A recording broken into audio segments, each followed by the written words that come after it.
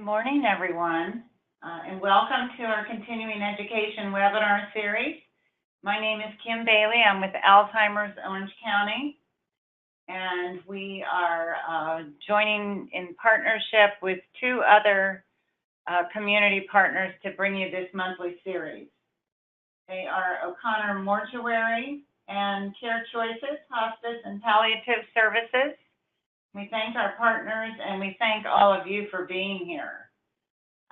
We have a wonderful speaker today, Miss Becky LaMacca, and she's going to be speaking on the timely topic of managing grief and loss during the holidays. And yes, we are heading into the holiday season rapidly. So before I tell you a little bit about Becky, I just want to go over some of the requirements for the webinar. So, do we have the slide for requirements for the webinar? Perfect, thank you. Basically, all of you who are getting CE credit must be in attendance today for a minimum of 55 minutes and be able to respond to several polls that we'll be having throughout the course of the hour. And that participation in the polls is how we track your participation and make sure that you meet that minimum requirement of 55 minutes. So be sure to respond to all the polls. Everyone's on mute, but you will have an opportunity to ask questions using the chat box. And we're actually going to stop the webinar about 8:20 to give our speaker time to address some of those questions. Another requirement for the CEs will be to complete the evaluation and return it within 5 business days. And when you do that, you'll be issued your certificate of completion. That'll be emailed out to you within 10 business days. You'll also receive the PowerPoint for today and any handouts. And I think that's everything. And so let me tell you about our speaker, Becky LaMacca. She is the Director of Grief Support and Education for O'Connor Mortuary, our partner in this series. She holds a master's degree in counseling psychology and her specialty certification in thanatology, which is death education. After spending nearly 2 decades in senior care, she signed on at O'Connor in 2013 as their Director of Grief Support and Education, with a determined passion to bring education, encouragement, and validation to the professional and volunteer communities that we all interact in. Becky believes that education is our most powerful tool in our efforts to help the community learn more about how to cope with death and the journey of grief after loss. Through quarterly workshops, seminars, and in-service programs, and programs such as this, Becky is truly spreading awareness and changing grief care for the better. So I am going to turn it over to our wonderful speaker, Becky LaMacca. Well, thank you, Kim, and welcome, everyone. As Kim said, the holidays are fast approaching, and I will tell you, I am actually doing this webinar with you today from the beautiful state of Michigan, and the leaves are turning here, and it is just a gorgeous day, so I am feeling like the holidays are fast approaching. Just want to go over some of the things we're going to cover today in our hour together. We're going to talk a little bit about the causes of grief, being able to recognize physical, emotional, spiritual, behavioral symptoms associated with grief, describe common behaviors that we see, and then really identifying, the majority of today's workshop will be identifying methods for coping with grief specifically during the holiday season.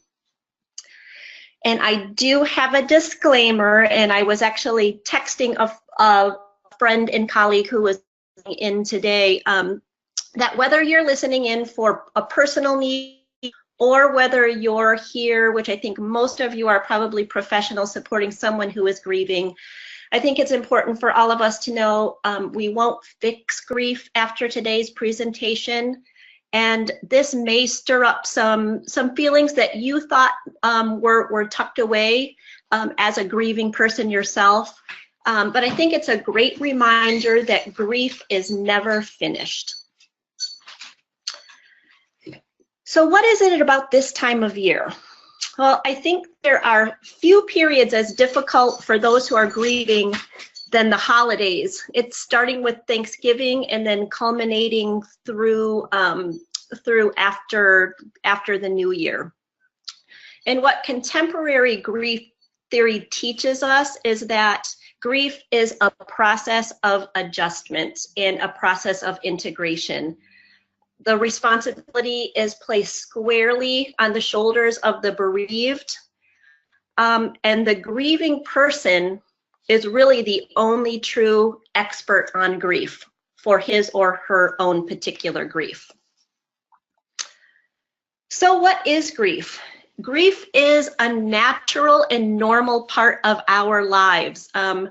None of us get through our lives without experiencing some sort of grief personally. And a lot of people say, well, what do I need to do? What should I be doing? How should I be doing this? And really, there is no right or wrong way to grieve. It is a process, and it is a very individual process. And grief has no timetable. It lasts as long as it lasts to adjust to the changes in your life after this loss. And what's the best cure for grief? Well, the best cure for grief is to allow people to grieve, to go through it and not try to avoid it. I love this image, how we want grief to work, right? This is how we want everything to work in our lives. We want smooth sailing. We want answers. We want people to say to us, well, you just do A, B, and C, and you're going to be just fine. In actuality, the second part of the image, that is how grief actually works. We're all over the map. We're up, we're down. We're feeling all sorts of different things. And I wanted to talk a little bit about that in the current theory on grief. So in the past, we used to see grief as very linear. I think most of you know Dr. Elizabeth Kubler-Ross and her 5 stages of dying, which are denial, anger, bargaining, depression, and acceptance. Well, over the years, those 5 stages of dying really got transposed into 5 stages of grief. And eventually, even Dr. Kubler-Ross herself backed away from her original concepts. And really today, over the past couple of decades, we see that grief does not really work in that step process, and current research does not support a linear process. We conceptualize grief as a very fluid and very highly individualized process now. This grief compass was developed by Dr. Bill Hoy, who does a lot of educational consulting across the United States and Canada. And he came up with this compass to understand grief. So at the top, you see the word remember. And this is really the storytelling part of grief. It's recasting the life of the deceased and taking stock of the impact the deceased had on our lives. And it's really reflecting on the character qualities of the deceased. So when you're sitting with someone who is grieving and you say, tell me a little bit about your dad, really listen to the words and what that person is sharing, because you will hear the character qualities. Oh, dad always, every Thanksgiving, dad always made the sweet potatoes. That was his thing to do. And dad always did this. And dad always read this story to the kids this time of year. And as you listen to the remembering and the storytelling, you're going to hear dad was a wonderful family man. Dad loved to spend time with the grandkids. You're going to hear pieces of who he was. And then on the left, you see the word reaffirm. And that's really the meaning-making part of the loss. Where am I going to put this person in the continuing bond? And I think also reaffirming is looking for those spiritual anchors, that divine force that brings meaning. My life has now changed forever, and I need to somehow make meaning of this death. Spirituality helps us anchor and find meaning in the loss. Spirituality is very different from religion. It may be the star that is shining in the sky, or the butterfly that you see, or the bird in the window. Spirituality is much bigger than any religious label. And then on the far right, you see the word realize. And that is really about us examining the losses leading up to the death. One thing we can do as professionals helping people who are grieving during the holidays is using concrete language in real words. We are so afraid to use the D word.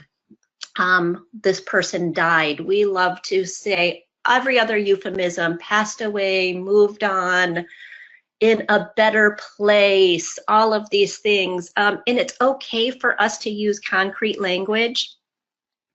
And I think also with realization, this isn't something that is a quick process.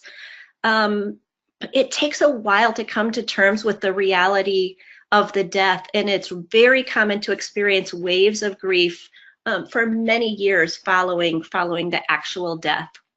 And then at the bottom, you see the word release.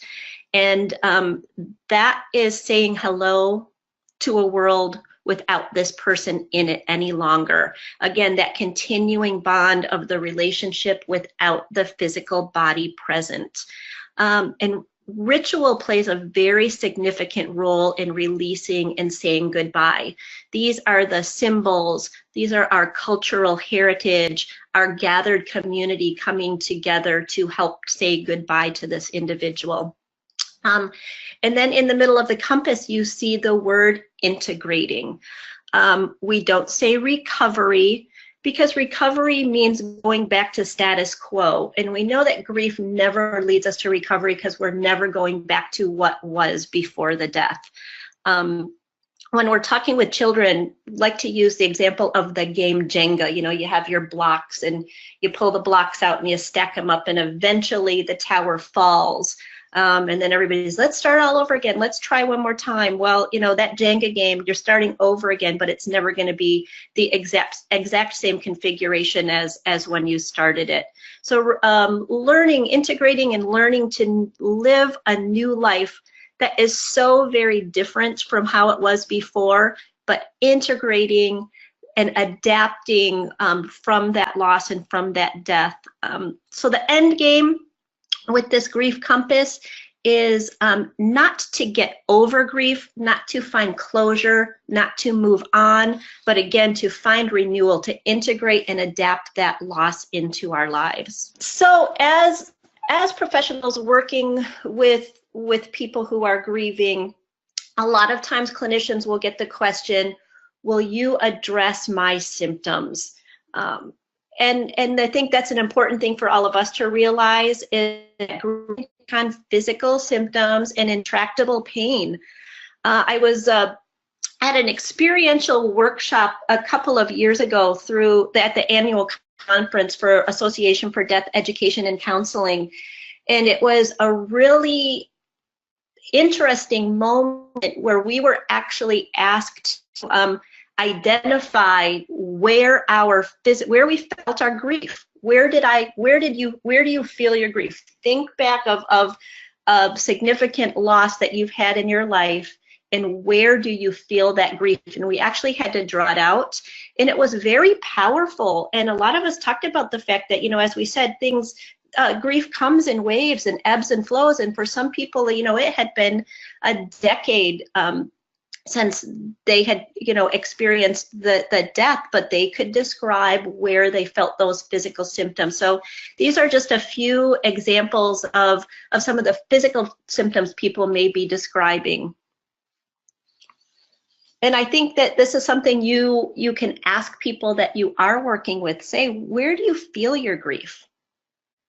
And then the emotional symptoms of grief. I think this is one where people think, what's wrong with me?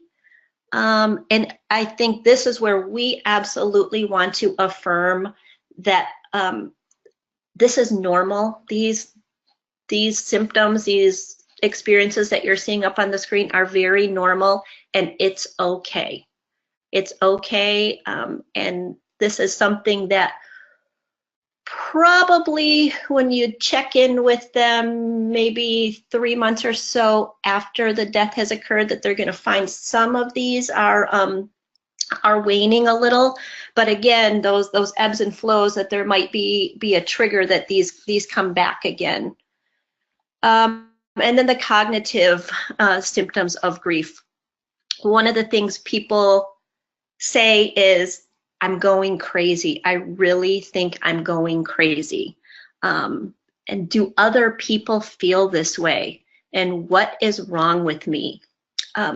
When we do the grief camp here in Orange County for children, when we do Camp Aaron through our house, Orange County, that's one of the big things that the kids get out of their weekend-long camp, is that, wow, I'm not alone and I'm not the only kid feeling this way.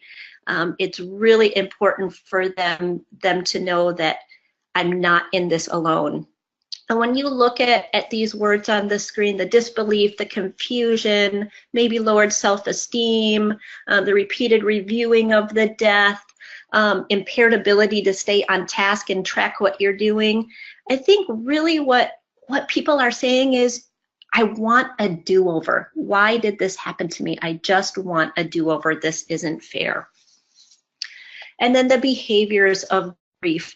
Dr. Ken Doka explains grief styles as existing on a continuum. I think the good news is the vast majority of us eventually do fine with our grief. And most of us grieve with remarkable similarities when we experience a significant loss. And the connection is really to personality style. We tend to grieve like we live. So I think this is a really good reminder for those of us helping people who are grieving, is that we can't force people to grieve in a certain way. So the two ends of the continuum that Dr. Doka talks about are intuitive grievers and instrumental grievers. And again, there's no right or wrong way, and I would say most of us fall somewhere toward the center of that continuum. But I think it's really important for all of us to see these as styles of grieving, not as differences or deficiencies for how people are grieving.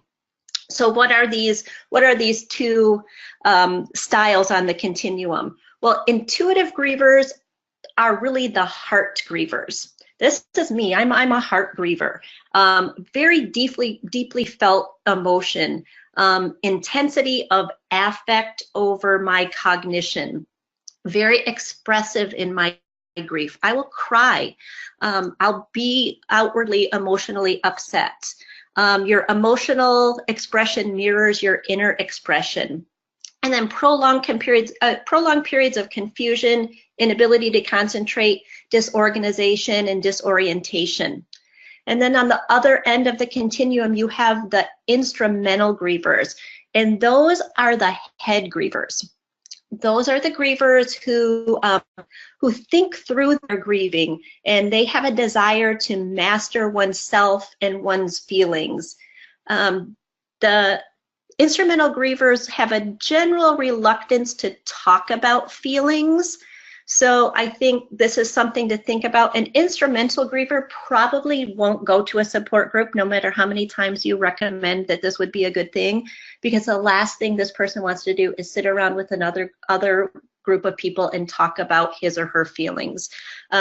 These head grievers, these instrumental grievers, they grieve by engaging in problem-solving activities. Sometimes you may see really enhanced energy levels, and these are the people who grieve by doing. I'm going to go out and I'm going to do something about this. So again, as we look at this continuum and behaviors, I think it's important for all of us to remember that there are styles. Most of us fall somewhere in the middle, but there's really no right or wrong way. And then the spiritual aspects of grief.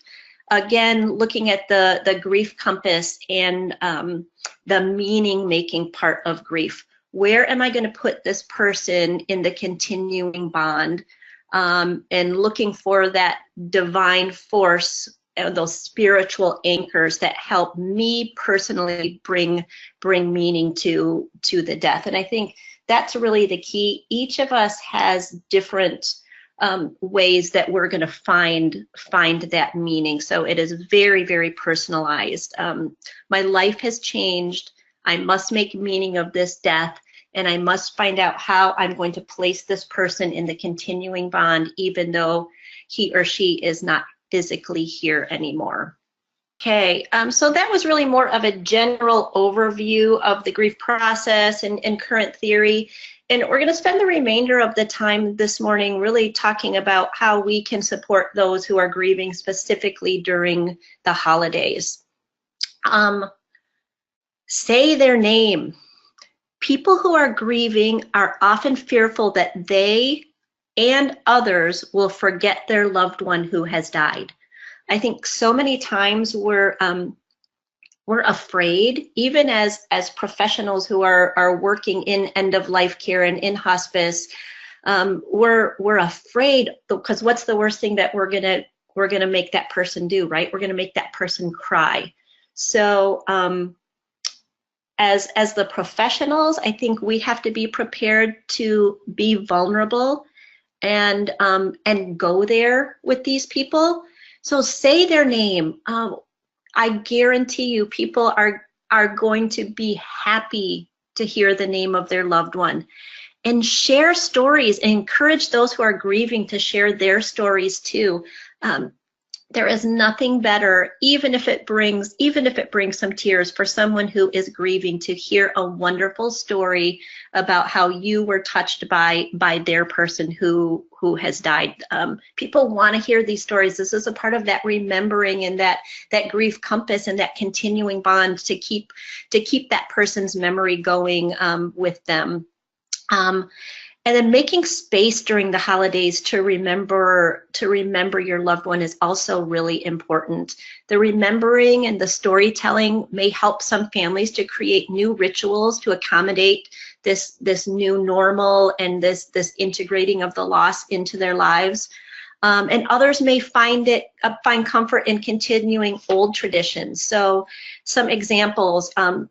Still setting a place at the Thanksgiving table for their loved one who has died, or maybe creating a special flower arrangement.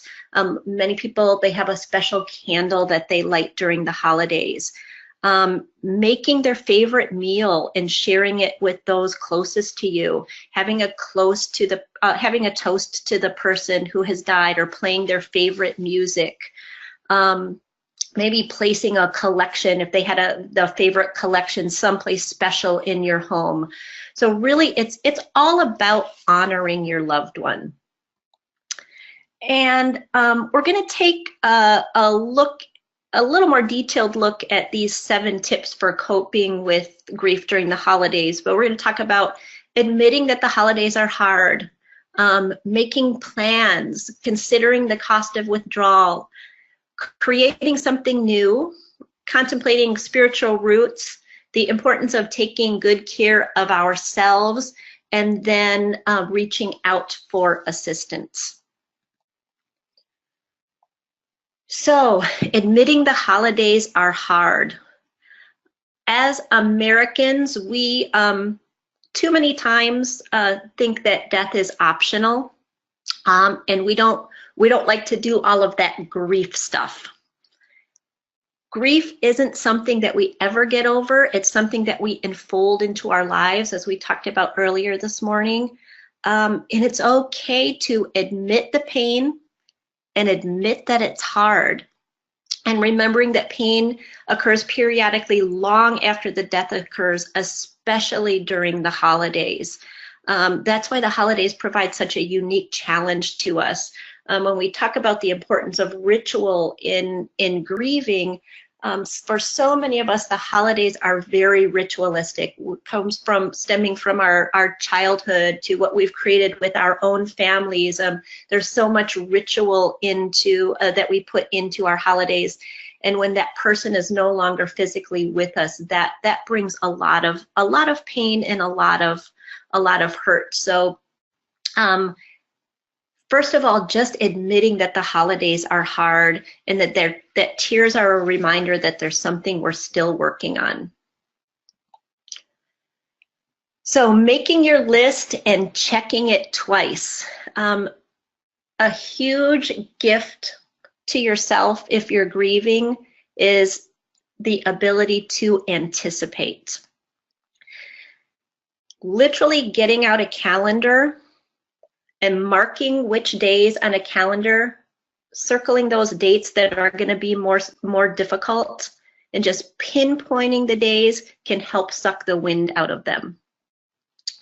And this is going to be different for so many different people. You know, sometimes some maybe Thanksgiving, some people it could even be Halloween. When we were preparing this presentation for all of you, we talked about the fact that some people really see Halloween as the kickoff to the holidays. Maybe New Year's Eve, New Year's Day. It's going to be different for every single person, but literally circling the date on the calendar or marking it on your iPhone, and anticipating and being okay with the fact that I know this is going to be really hard, really helps to lessen some of that anxiety. And for those who are in a supporting role, acknowledging the day in advance when the dread is already sitting in.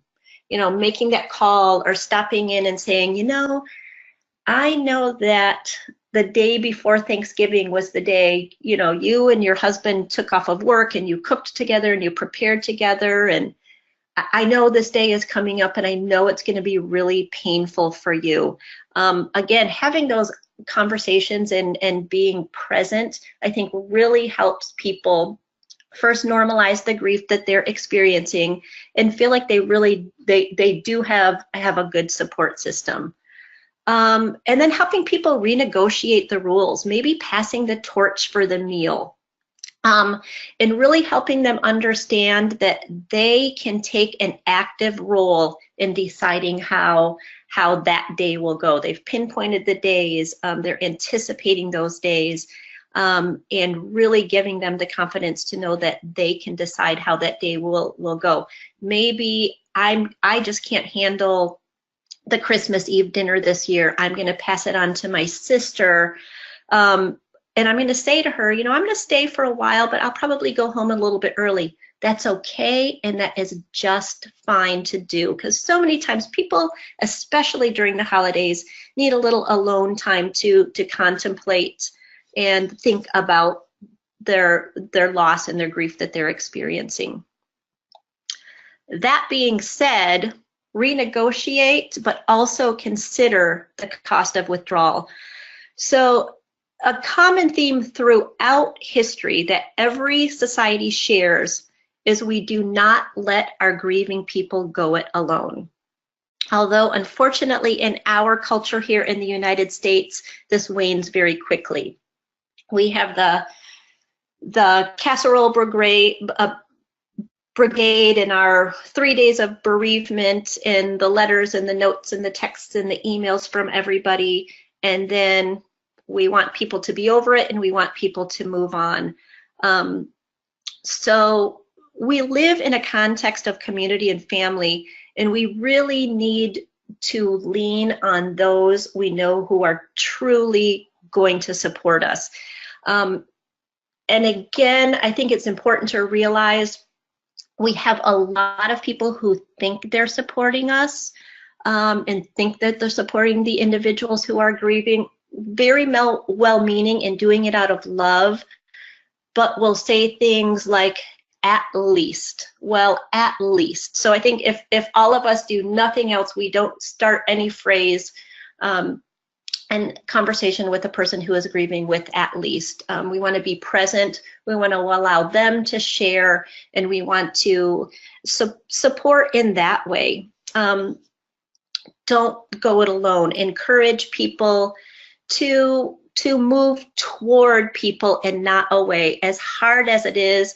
And you may want to be in your room with your blankets up over your head all day long. Force yourself, or force the friend, force the client that you're working with to take a little bit of time to move toward people and not away, because that context of community and family and people who are truly supporting really, really will help. And then creating something new. So especially during the holidays, we are reminded at every turn that what used to be is not anymore. It's one more reason that the holidays are so very hard. So this may be a time to try something new, to donate to a particular cause that is important to you, or maybe was important to the person who died. Volunteering, giving of your treasures to help someone else. Going to a local senior center if you're a musician and offering to play the piano or during their luncheons. If you can sing, going and singing to a preschool or to a retirement community, those types of things. So trying something new in that way that is meaningful and purposeful for you, and you feel like you're honoring your person. And then the magic of a symbol, lighting a candle, telling a favorite story, again, creating that favorite meal, weaving something new into that ritual from the past. And then again, contemplating our spiritual roots. I just had mentioned that holidays have roots in who we are spiritually. It's part of our family traditions, and grief is a very spiritual experience. It is impossible for someone we care about to die and not have it be a spiritual experience. So how can we help people recapture that in grief? Well, meditating, mindfulness. I know mindfulness is a big thing right now. Focusing your mind on the present. There are even some great apps you can download on your phone. There are mindfulness apps that are a little 3-minute series of mindfulness exercise just to get you focused in the present. Going to your place of worship, your temple, your church, your mosque, may be a way for you individually to really recapture those spiritual roots during the grief. And then finding ways to give back and giving to others. Again, that volunteerism. I'm going to go volunteer at the charity on Thanksgiving this year for the first 3 hours of the morning. And I think what this does, it helps those who are grieving to begin to restore that balance in their lives again.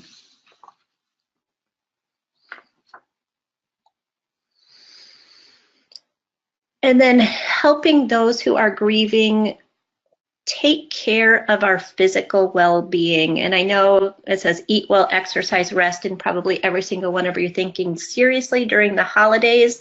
Even when I'm not grieving during the holidays, these are really hard things to do, but it is so incredibly important.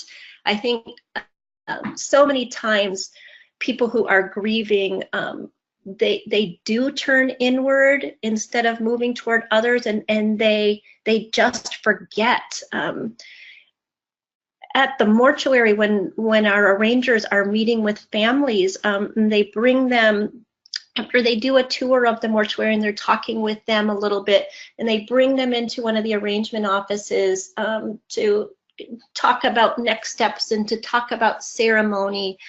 There is water, there's tea, there's coffee, there are snacks right there. And the arrangers will just put water in front of people, because interestingly, if you say, would you like a glass of water? Oh, no, I'm fine. You set the water down in front of the person, and next thing you know, that's being refilled 2 or 3 times. We're not remembering to do those little things to take care of ourselves. So helping people remember that.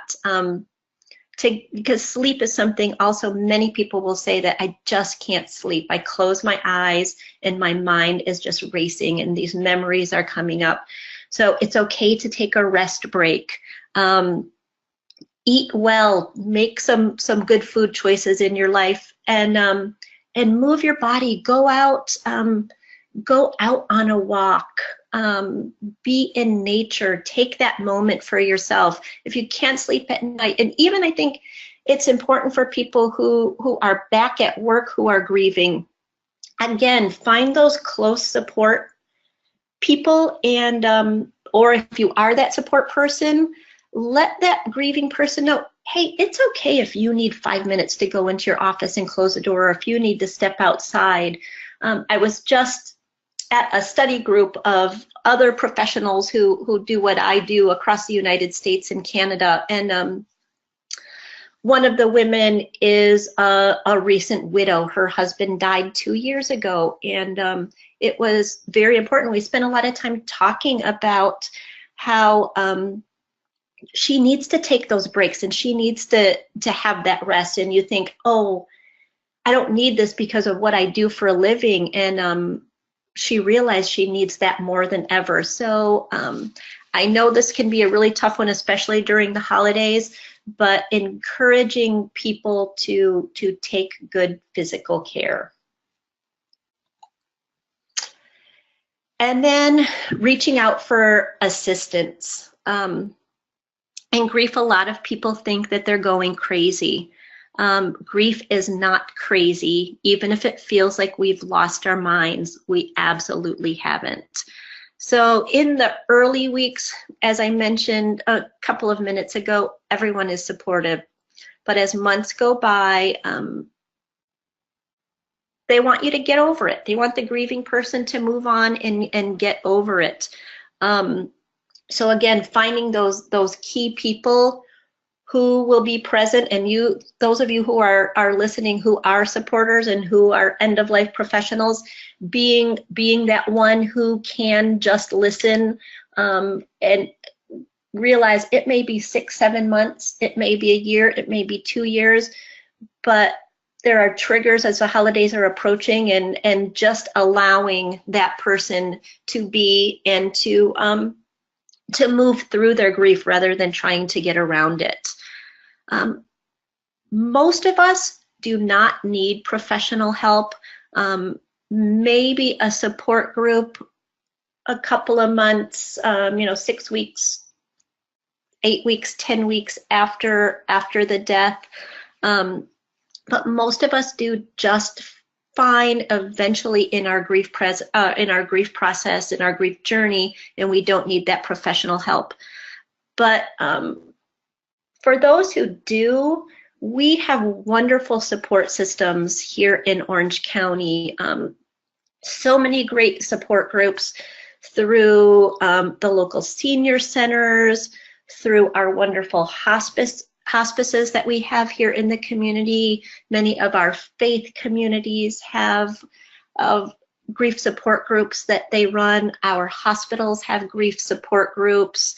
On our O'Connor website, we list as many different support groups as we know of out in the community. Some are general, some are for very specific types of grief. So encourage people, if they're feeling a little stuck, to reach out for assistance and find a support group that works for them. And then I think we also want to listen for any troubling symptoms. If people are saying things, and I would generalize to say this is maybe a year or so after the death has occurred, that people are describing to you that they're feeling worse instead of better, if they feel like they're sinking, if they feel that they're stuck, if these weeks have turned into years, that's when we're going to want to help these people seek out professional help and seek out an individual therapist who specializes in grief counseling to help them. This isn't for somebody who has had a death and it's been 3 or 6 months. They're still sorting all of this out and moving through this process. But when they're saying it's been 2 or 3 years and I feel like I'm going backwards instead of forward, this may be where you want to say, hey, let me connect you with one of the wonderful grief therapists that we have available here in our county to help you. I'm going to talk about hospice for just a minute, and then we're going to talk about those other special days. As we talk about support that is available in our community, hospice is a wonderful thing for people who are at the end of their lives. But I think what people don't always know is that bereavement services are a part of the hospice care benefit.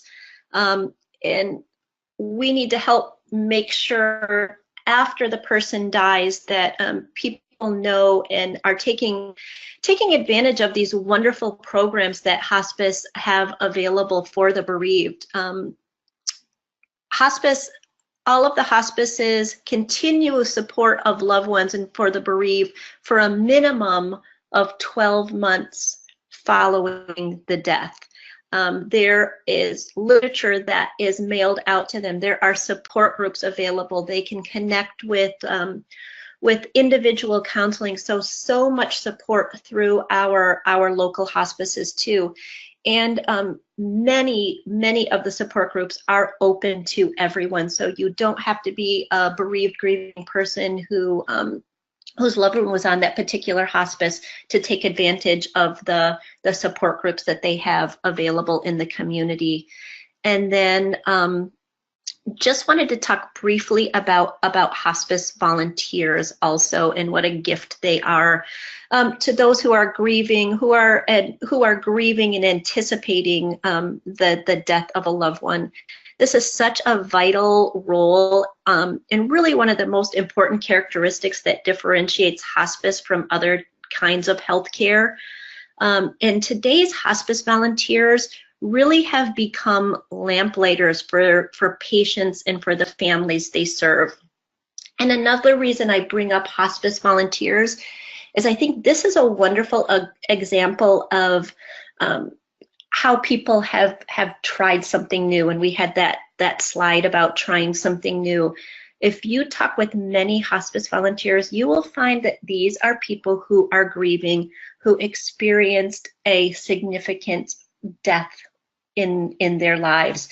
And this is something that after a certain point of time, they felt it's important for me to give back and help other people who are going through what they're going through. So wonderful opportunity to help people who are grieving, and a wonderful opportunity for people who are ready to try something new and to give back. So remembering those special days, as you all know, because it was 100%, we need to keep in mind that it's not just the holidays that are hard, but anniversaries of special days, meaningful life events. These are all things that can be extremely difficult. And I think these 7 things that we talked about apply. Obviously, that anticipating and checking the list and circling the calendar and knowing that that these days are coming up. And then creating rituals around these days can be very comforting. I think it's okay for us who are in a supporting role to let the people who are grieving know it's okay to do what you want, not what you think you should do. So many times, especially early on in the grief journey, people think I should be doing this, I should be doing that, I should be moving in a different direction. And for us to support them and to say, okay, do what you want, and that is okay. So rather than avoiding grief, pursue an open relationship with grief versus the traditional, let's move on, let's get this over with, let's shut the door, that our society seems to prefer. My colleague Molly Keating wrote a wonderful blog on keeping the grief box open to help create connection and more meaningful support. And here's really the idea of this. So the idea is thinking of it as an open box. It's a treasure chest without a lock or key that can be easily accessible and whose contents can be shared and enjoyed with others. So instead of banishing the memories and trinkets of the dead, we keep what has meaning for us close by, and we have the ability to put it away and open it up and examine it and remember it whenever we want to. So too often we set up this strict structure for ourselves that it really to help feel control and to convince ourselves that this is the way grief gets done. And I think what happens is we miss those beautiful moments and memories that burst up and surprise us with pain, but also with a shimmer of past joy. So when we keep this grief box open rather than keeping it taped shut, we find ways that we can keep our grief an active and meaningful part of our lives in ways that are significant and useful to us personally. I think so many times people, they don't, not that they don't want their grief to end, but they're fearful that they will forget. So I love Molly's concept of this grief box and knowing we can open and close it and take things out, and it will be painful, but it will also give us some great, wonderful memories too. And that keeping that grief active is very meaningful and helps us to find that place in that continuing bond to keep that relationship going, even though this person is no longer physically here with us. So remember to examine your grief box during the holidays. It won't be easy, but it will absolutely be worth it. Plan ahead, get support from others, take it easy on yourselves, avoid the shoulds. Okay, well, that brings us to the end of our seminar, our webinar rather. We thank you, Becky, so much for that insightful presentation, which is going to really help all of us as professionals sharpen our skills when working with clients who have had losses. So we, just an announcement, you can watch for the evaluation. You're going to get a PDF of the PowerPoint presentation today. Again, you need to return the evaluation within 5 days if you're wanting a CE credit for today's class. Now, we do have a few minutes to take some questions. If we have questions from our attendees, you can go ahead and pop them into the chat box. And while we're waiting for that, I actually had a question for you, Becky. I'm just wondering, you talked about the fact that the majority of us do fine with loss. Mm-hmm. And I'm wondering, does the type of loss really affect the grieving process? Meaning, you know, if it's a sudden death of someone or if it's someone who's incredibly close to us, does all of that have an impact on the grieving process? Well, you know, what current theory teaches us is no, it is so individualized. It is so individualized that you could have someone who has a very sudden, unexpected death, and you could have someone who has had a death that was anticipated. The person was on hospice, or the person was, you know, had dementia and had experienced a slow decline. And people are going to grieve differently regardless of the type of death, and it's going to affect everyone differently. So really, there isn't one death experience that is more traumatic or allows more, has people grieve in any particular way than any other. And the studies that the professionals and the researchers have done with grieving children has shown that too, that it doesn't matter the type of death of a parent. Every child is grieving very differently. What does seem to make a difference is the support that is in place for that individual who is grieving. And that's where we see people do better with their grief and maybe not have those moments where they're getting stuck or needing additional support that, if they don't have that support. Oh, thank you so much, Becky. And I want to mention, because some folks are going to be logging off, I want everyone to mark their calendars for our next webinar on Thursday, October 5th, again at 7:30 a.m. And the topic will be dementia-friendly holidays. So we're staying with the holiday theme, but putting a focus on how we can help clients and families that are affected by dementia. And I'll be the speaker for that, Kim Bailey with Alzheimer's Orange County. Now let's get back to a couple of questions that we have from the audience. One question, and actually we have several, so I'm going to tell attendees that they can stay on as long as they like, and we'll try to get to all of the questions.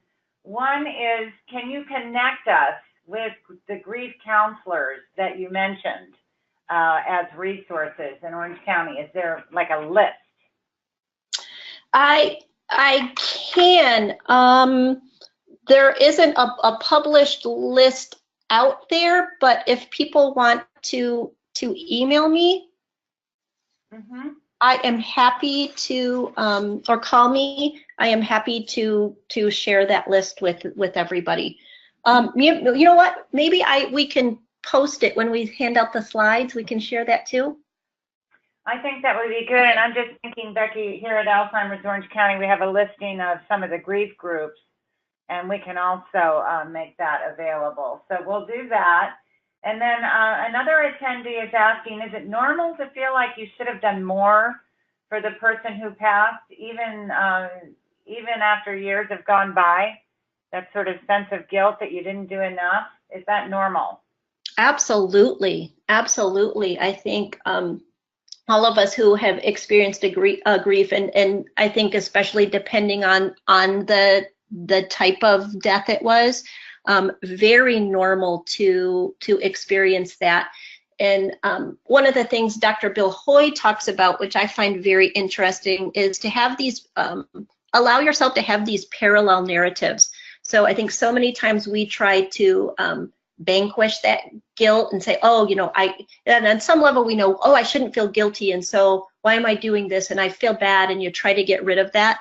But rather than getting rid of that guilt, understand that is a process that you're going through, but then your parallel narrative is being kind to yourself and helping your realizing and saying to yourself, you know, certain things were out of my control, or at that point in time in my life, I did the very best I could. So that parallel narrative, along with some of the feelings of guilt, I think can be helpful for those. And I think that's a great question, because it goes to show the time really doesn't matter. Grief lasts as long as it lasts.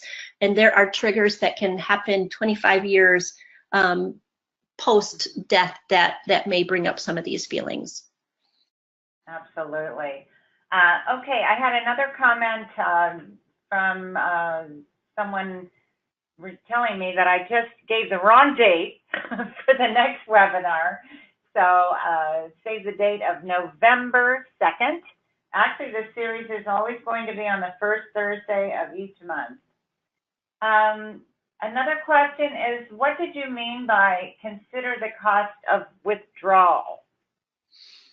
Oh, I meant that it's really easy for those who are grieving, especially early on in the grief process, to turn completely inward and not allow those points of support. So as much as you want to completely shut down and block everyone out, allowing those few true supportive people to be in your lives, be in your life, then the people who are going to understand that you may need a little bit of time alone, but you also need to be with people too. And that's kind of a part of that renegotiating the holidays. As much as you may not want to show up at that Thanksgiving dinner because you know it's going to be so extremely painful, if you hosted it, maybe say to somebody else, I'm not up for that this year. I need Sue to host it, and I probably won't stay through dessert, but I'll show up for an hour. Renegotiating that with the family, and that's considering the cost of withdrawal. To not show up at all may not be the best thing for you. But if you can show up for an hour or two, moving yourself toward people and toward that support, even though it's going to be hard, none of this is easy, it will be worth it. Thank you, Becky. We have one more question. It's actually more of a comment, and it's very personal, but I want to share it with everyone. This attendee has written that, you know, family members experience grief differently, but for her, it's difficult when people want to talk about the death, every single anniversary of the death years later. So she wants to celebrate his life on his birthday and smile. And she adds, holding him in my arms almost 20 years ago is something I'd rather not go over every single year. So thank you to the attendee who shared that very personal comment. And Becky, we look forward to your response on that. Oh, I love that comment, and thank you for being vulnerable and willing to share, because I think that is a real life example of what the holidays bring. And it goes back to that continuum. And I think so many times within our families, we think there's a right and wrong way to do it, and typically we think our way is the right way just because that's how we are. And this may be a chance for you to renegotiate, because I think what you're wanting to do is beautiful. You want to have those moments of joy, those shimmers of those times, and that might be a chance to say, when other families want to do the opposite and relive that, to say, hey, you know what? I'm going to step away from this for just a little bit. You guys do this. You're just fine. I'm trying something new. I'm ritualizing this. I'm remembering in a different way. And that's just fine to do, because that doesn't work for you, then you shouldn't be a part of it. I agree, Becky. Thank you for that sensitive response. Let's see. Any other questions from our attendees? I have just one question and then we'll close. Becky, how can we as professionals manage our own grief process? Because as you said at the beginning, you know, no one's exempt. We all go through a grieving process. So how can we keep that under control when we're dealing with our clients who are grieving? Right.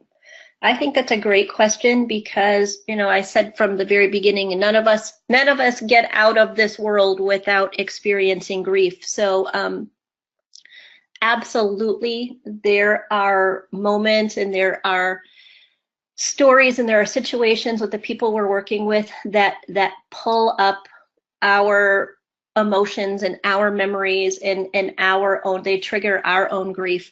I think the first thing we all need to do is be vulnerable and realize that we're experiencing them. We're not exempt just because of what we do for a living. We're not exempt from loss. I think of the colleague I was just with whose husband died 2 years ago, and we spent 3 days talking about how we do grief work in our communities. And she did a lot of the things that we just talked about today. She anticipated. She said to us from the very beginning, I just want you to know This is going to be hard for me. And she renegotiated. There are going to be times when I'm going to have to step out of the room.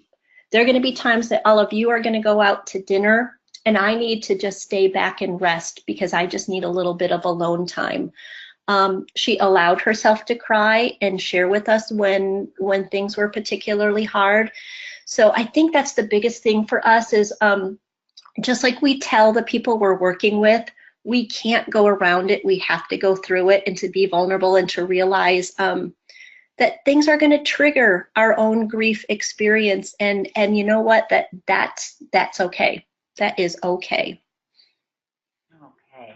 Becky Lamaka, thank you so much. You were excellent and insightful and sensitive, and I know we all benefited from your presentation. I want to thank everyone who is online thank you for attending our continuing education webinar, and we hope to see you again next month on November 2nd for dementia-friendly holidays. I want to thank our partners, O'Connor Mortuary, Alzheimer's Orange County, and Care Choices Hospice and Palliative Services.